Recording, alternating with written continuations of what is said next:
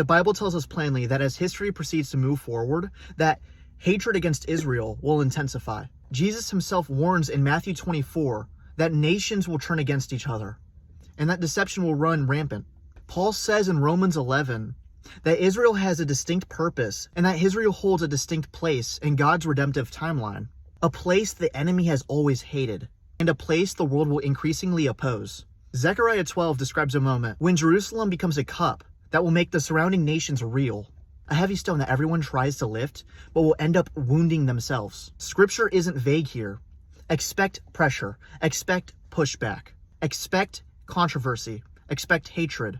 We are watching that pressure rise in real time. Just go on Twitter.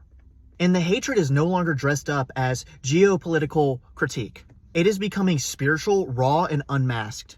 This is where voices like Nick Fuentes end up being more than just fringe political commentary.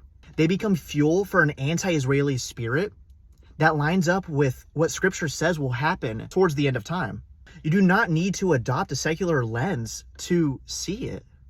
It's so obvious. You only need to listen to the words that he chooses. He mocks Jewish people, portrays them as enemies of God's plan, and pushes the claim that Christians should cut all ties to Israel and that we should not support them. We should not be allies to them at all because of their rejection of Christ. That argument sounds very religious on the surface, but underneath, it's the same spiritual hostility that Romans 11 warns us about.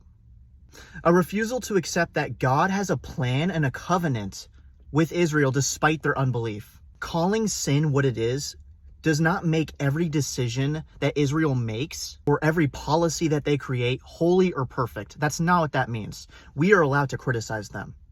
It just means recognizing that God's storyline has not changed.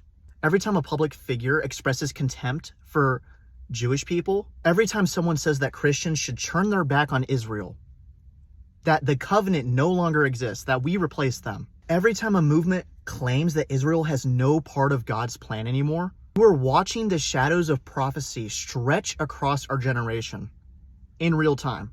Jesus told his disciples to stay awake, to discern the times, to recognize the spiritual forces influencing culture.